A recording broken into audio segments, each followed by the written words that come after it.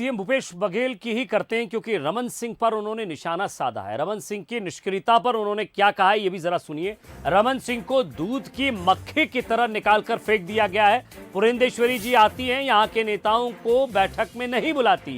प्रदेश के नेताओं की लगातार उपेक्षा हो रही है।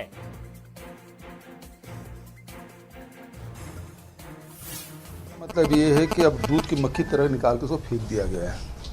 पुरेंदेश्वरी जी आती हैं, यहाँ के प्रदेश के नेताओं को बैठक में नहीं बुलाती।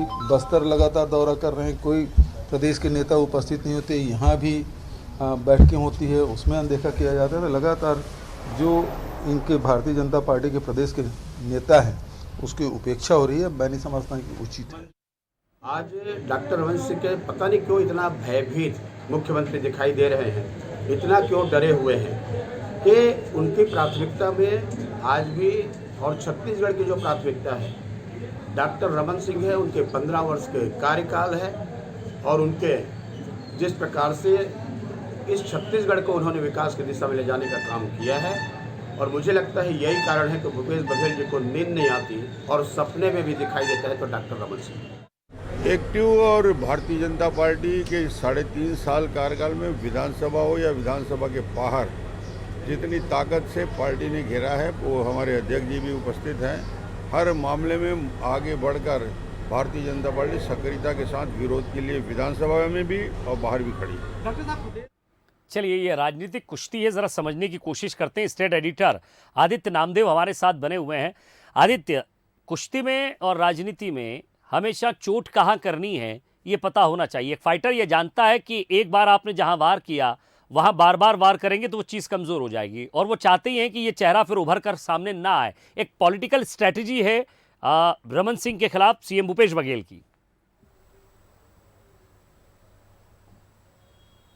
देखिए विजय जी, वो बयान बहुत सुर्खियां बटोरा था। अगर आपको याद होगा, डी पुरेंदेश्वरी ने जो बयान दिया था, डी पुरेंदेश्वरी ने साफ कहा था कि विकास ही हमारा मुद्दा होगा 2023 के चुनाव में और विकास ही हमारा चेहरा होगा। मतलब रमन सिंह के चेहरे पर उन्होंने साफ तौर पर रमन सिंह के चेहरे को नकार दिया था और ये कहा था कि विकास हमारा मुद्दा होगा और विकास ही चेहरा होगा। उसके बाद से ही चुटकी लेने का बैठे बिठाए मुद्दा मिल गया, चाहे वो मुख्यमंत्री भूपेश बघेल हों, चाहे कांग्रेस के बड़े लीडर्स हों। देखिए, एक बात बेहद साफ है, 15 साल के लगातार मुख्यमंत्री रहने के बाद जो अभी 3.5 साल जो आप विपक्ष में रहे, वो सशक्त भूमिका जो नजर आनी चाहिए वो नजर कहीं नहीं आ रही है। ये अपने आप में बड़ा सवाल है, क्योंकि एक तरफ आपके पास भूपेश बघेल की आक्रामकता है, दूसरी तरफ उस आक्रामकता के सामने खड़े रहने के लिए आपकी स्थिति नहीं है। दूसरी महत्वपूर्ण चीज, 15 साल लगातार विपक्ष में रहे हैं मुख्यमंत्री भूपेश बघेल, और जिस आक्रामकता के साथ उन्होंने सत्ता काबिज हुए, वो आक्रामकता आपको विपक्ष में डॉक्टर रमन सिंह को दिखानी चाहिए थी। वो आक्रामकता कहीं ना कहीं नजर नहीं आ रही है। राष्ट्रीय उपाध्यक्ष जरूर पार्टी ने बना दिया, ना तो बड़े अभी इतने सारे विधान उपचुनाव हुए हैं, बाहर भी हुए हैं, कहीं पर भी उनको कोई जवाबदारी नहीं सौंपी गई, आम चुनाव में जवाबदारी नहीं सौंपी गई। ये बैठे बैठा एक मुद्दा है कांग्रेस के पास कि क्या राष्ट्रीय उपाध्यक्ष केवल नाम के लिए टैग दे दिया गया, उनकी क्या स्वीकार्यता खत्म हो चुकी है या उनकी एक्सेप्टेंस पूरी तरह से खत्म हो चुकी है। यहां भी अगर हम बात करें तो 2023 के चेहरों में रमन सिंह का नंबर 4-5वें पर आ रहा है।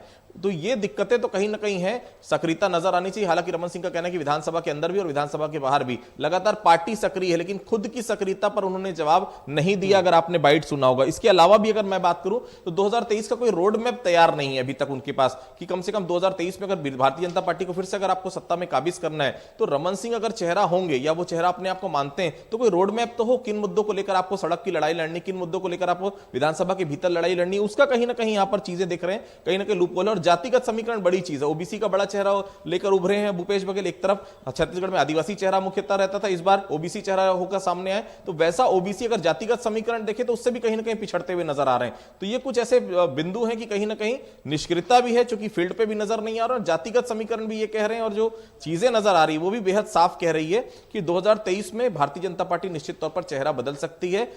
आपको सक्रियता दिखानी पड़ेगी अगर रमन सिंह को 2023 का चेहरा बनना है, क्योंकि जनता देख रही है। 3.5 साल बीत गए, उसके इतने सारे मुद्दे हैं, कहीं किसी मुद्दे पर Bharatiya Janata party front foot की लड़ाई अभी तक लड़ती हुई नजर नहीं आ रही, चाहे वो सदन के भीतर हो चाहे सदन के बाहर हो। तो कहीं ना कहीं अभी तो फिलहाल आक्रामकता जो होनी चाहिए विपक्ष के नाते, उसमें कहीं ना कहीं डॉक्टर रमन सिंह में कमी फिलहाल नजर आ रही है। चलिए, नजर बनाए रखिएगा आदित्य, बहुत बहुत शुक्रिया इस तमाम बातचीत के लिए। आगे बढ़ते हैं खबरों में। इवनिंग अपडेट में सीएम भूपेश का ज्योतिरादित्य सिंधिया पर भी तीखा हमला है। खैरागढ़ उपचुनाव में स्टार प्रचारक की भूमिका पर निशाना साधा है। हल और महल की लड़ाई में हल वाला ही जीतता है।